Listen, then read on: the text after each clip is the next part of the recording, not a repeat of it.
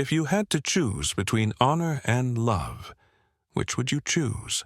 It sounds like a simple question when you're young, full of dreams, and the world still looks clean.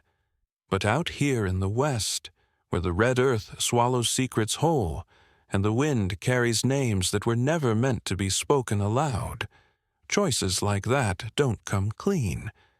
They come blood-stained, dust-covered, and permanent.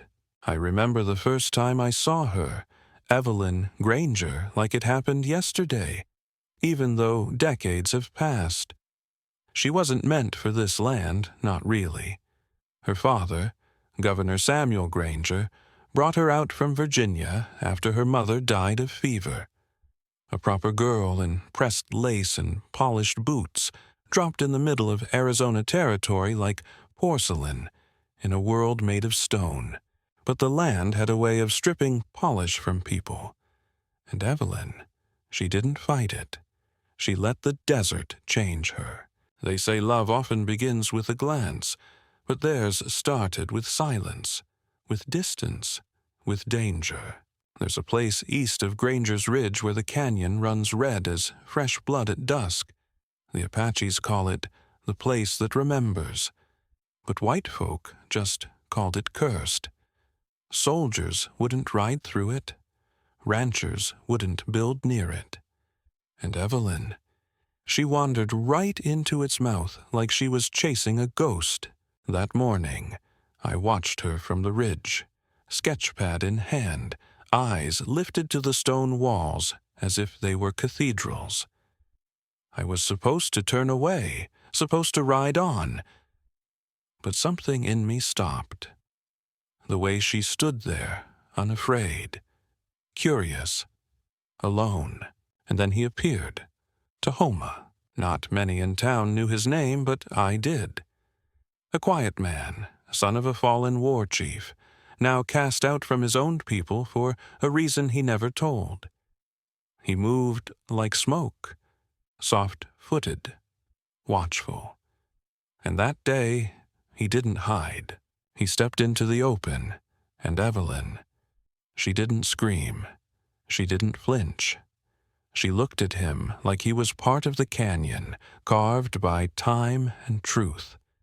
And in that stillness, they stood, two worlds that had no business meeting, somehow orbiting the same silence. I remember her sketchbook falling to the ground. He picked it up, looked at the page. A drawing of the canyon, but not just the stone. She'd drawn a figure standing at its edge. Him, she'd seen him before. That was the beginning. Not with a kiss, not with words, but with the kind of recognition that most people only get once in their life. And most aren't lucky enough to live through it. Back in town, folks talked about Evelyn like she was glass, something to protect, something too delicate for the grit of the frontier. Her father had plans for her. Marry a railroad baron's son, build a new capital in the desert, turn wilderness into empire. Evelyn had other plans. She snuck out each morning, past guards and locked doors, following the sun to the canyon's edge. And Tahoma was always there. They never touched, not at first. They spoke in glances, gestures, and the occasional word whispered in broken English or careful Apache. It was love born of restraint, dangerous, fragile, and all the more real for how much they didn't say. But nothing stays hidden forever in the West. Dust carries footprints, wind carries voices, and people are always watching. I think about that often. How many things we lose because we're too afraid to let them be. Because the world tells us what kind of love is allowed, what kind of silence is safe.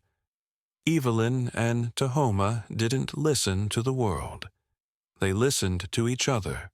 But the cost was coming. I remember the first time her father saw the sketchbook.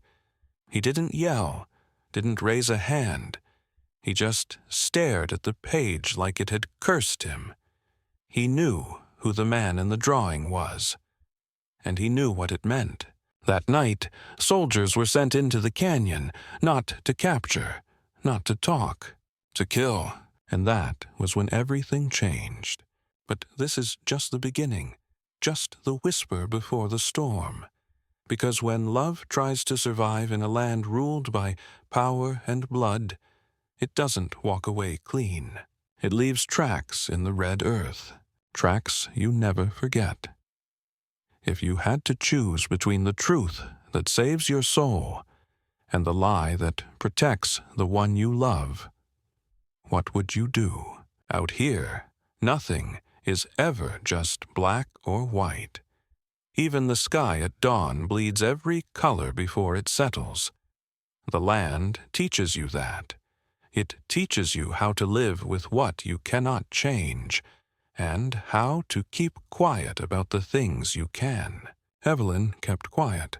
After the soldiers rode into the canyon, guns drawn and eyes blind with the kind of hatred that wears a uniform, I thought it was over. I thought Tahoma was gone. They returned at dusk, their boots caked in red mud, faces unreadable. No body, no blood, just silence. The kind that echoes louder than gunfire. Evelyn didn't speak for days after that. She walked the house like a ghost, pale and distant. Her father believed she'd come to her senses, that maybe he'd broken her, the way a man breaks a wild horse. He poured her tea, smiled at her politely, and began arranging her engagement to Charles Rowe, a polished young man from New York with land, influence, and a heart made of ice. But Evelyn hadn't broken. She was learning how to move like the desert, quiet, patient, unpredictable. I saw her again at the canyon's edge 3 days later. She stood there like she'd lost her whole world. And then he stepped out from behind the rocks. Tahoma. He hadn't run. He hadn't fought. He'd disappeared, melted into the land like smoke on the wind. The soldiers never knew he was still watching, waiting, breathing. When she saw him, Evelyn didn't cry. She didn't speak. She just stepped forward and touched his face with both hands, like she had to be sure he was real.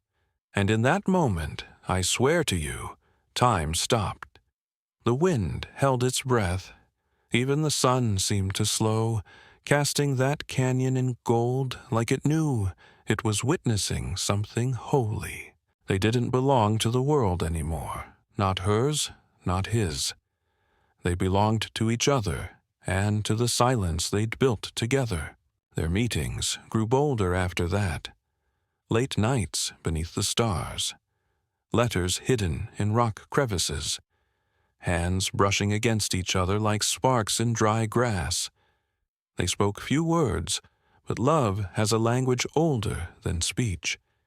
It's in the way she tucked a feather into her braid, in the way he carved a stone pendant with her initials, hidden beneath his shirt, in the way they looked at each other like they were the last two people on earth who remembered how to feel. But secrets are like cracks in stone. They grow. One night, I saw them near the spring, just a flash of movement, the shimmer of lantern light on her hair, and I knew. They had crossed a line. There was no turning back now. Not for her. Not for him. And that's when I felt the weight of it all. The choice they were walking toward. The fire it would set. Her father had power. Influence. Friends in Washington. Evelyn knew what would happen if word got out. She wasn't just risking her heart. She was risking his life. Their love was a spark in a dry forest, and all it would take was one breath of wind. So why did she keep going? Because some loves are worth the fire. She wore his pendant under her dress at dinner with Charles Rowe. She met with Tahoma beneath the chapel the same night her father prayed for her obedience. She wasn't being reckless. She was being brave. In the only way a woman could be in a world that gave her no voice. But bravery has its price. One morning, her maid found a smear of red clay on Evelyn's shoes and whispered it to the wrong person. Within a week, whispers turned into questions. Her father's men began riding the canyon again. Charles Rowe started showing up unannounced. Evelyn stopped smiling at meals, and yet every chance she had she ran to the canyon. Not out of rebellion, but because she couldn't breathe anywhere else. That's what love does out here. It doesn't come wrapped in ribbon or drenched in poetry. It's raw. It's desperate. It's the only water in a burning land. But I could feel it coming, like the air before a dust storm, the stillness, the tension, the way people looked at her too long, and she looked at them not at all. She was choosing. Every night, she slipped away. She was choosing. And the more she chose Tahoma, the more the world around her began to pull away, like old rope fraying at the edges. She knew it. He knew it. And still, they kept carving their love into the stone. Not with words, not with vows, but with every stolen glance and every silent promise. If you had to give up everything you were raised to be, for one person who made your heart feel alive, would you do it? Evelyn was already halfway gone, and the storm was almost here. If you had to turn your back on the only people who ever raised you, your blood, your kin, your name, just to be with the one person who sees your soul, could you do it? Most folks say yes when it's just a story, when it's not their name being spat out in church pews, when it's not their father's eyes staring through them like betrayal made flesh. But out here, choices like that don't just burn bridges. They burn entire lives to ash. Evelyn had made her choice long before anyone realized it. That spring came dry and restless. Dust clung to everything, doors, teeth, prayers. The cattle wouldn't fatten, the river barely whispered. And still, she walked each morning to the edge of that cursed canyon, her feet guided by something deeper than duty, deeper than fear. I watched her sometimes, though I shouldn't have. Not because I wanted to, but because part of me couldn't look away. You don't often see something so pure in a place so cruel. It unsettles you, makes you ache in places you forgot were still alive. Tahoma waited for her beneath the ledge where the mesquite trees leaned in close, like they were shielding their secret. He never smiled wide, just a slow, soft upturn at the corner of his mouth, like he'd known sorrow long before joy ever dared show its face. But when he looked at her, he lit from the inside. And Evelyn, she became something else with him. Not the governor's daughter, not the obedient fiancée, just a woman, barefoot in the dust, free in a way no name or lace dress could ever contain. But freedom has enemies, and love, the forbidden kind, draws them faster than blood on water. One evening, Charles Rowe arrived with 3 men, horses lathered in sweat, and a telegram folded neat in his coat pocket. He didn't knock. He barged in, dropped his hat on the table, and demanded a wedding date. Evelyn didn't blink. She poured tea like nothing in her world had changed, but something had. Her father watched her too closely. He saw the hollowness behind her eyes, the new silence that didn't belong to grief, but to resolve.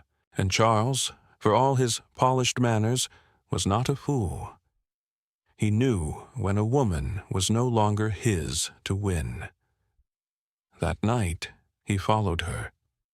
I never knew whether he saw her with Tahoma or just sensed what she was hiding. Either way, it was enough. 3 nights later, a fire was set at the canyon's edge. The flames ran through the brush like anger let loose. Smoke curled into the stars. Evelyn heard the crack of branches and ran, barefoot, breathless. She found him fighting back the flames with his coat, coughing through the ash. His hair singed, his eyes bloodshot, his hands blistered. She wrapped her arms around him and wept like she hadn't let herself cry in years. I was there. I watched from the ridge, heart hammering, jaw clenched. I knew what this meant. Someone had marked him.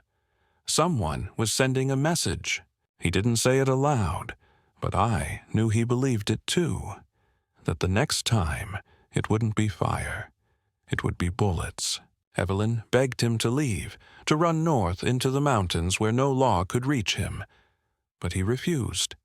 His voice, when he did speak, was quiet. He wouldn't run from love. Not again. He'd already lost too much. They made a plan instead. At first light, they would leave. Disappear down the old trail the miners once used, past the dry riverbed, through Devil's Hollow. No notes, no goodbyes, just each other and whatever scraps of freedom the horizon might offer. But the land, like love, has ears.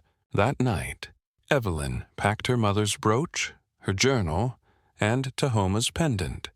She left her engagement ring on the windowsill. She never made it to the canyon. Halfway down the trail, 3 men waited. Not bandits, not soldiers. Her father's men. They didn't speak. They didn't need to. One grabbed her arm. One took her bag. The third rode back to fetch the governor. Evelyn screamed once, just once, and then bit her lip so hard it bled. Tahoma waited for hours, until the moon gave up and the coyotes began to sing. He knew something had gone wrong. He didn't go back to his cave. He rode into town, into fire. If you had to face death just to say goodbye, would you still go? Because that's what he did. A man with no rights, no allies, no protection. Just love in his chest and fury in his blood. He walked into the lion's den with nothing but a name on his lips. Evelyn. And I watched again, from the shadows, from the safety of silence. Because sometimes, the only thing more dangerous than speaking is staying quiet. And what came next? No one would forget, not even the land. If you had to walk into the heart of your enemy's world, unarmed, unwanted, and unafraid, just to see the one you love again, would you do it? Most men wouldn't. Not in a place like ours. But Tahoma wasn't most men. The night he rode into town, the sky was unnaturally quiet. No wind, no coyotes. Just a stillness that wrapped around the buildings like a warning. I saw him first, from the shadows of the livery stable, where I had gone to escape the noise of my own regrets. His horse moved slow, deliberate. His eyes searched the windows like they could reveal what hearts were hiding. He didn't ride in with anger. He rode in with purpose. And that terrified the town more than any pistol ever could. He dismounted in front of the governor's house. No hesitation, no fear. Just the sound of his boots on the wooden steps and the weight of everything he was risking hanging on his back like a shadow. Inside, Evelyn was locked in her room. Her father had posted a man at her door and stripped the hinges bare. Charles Rowe paced the hall below like a dog guarding a stolen bone.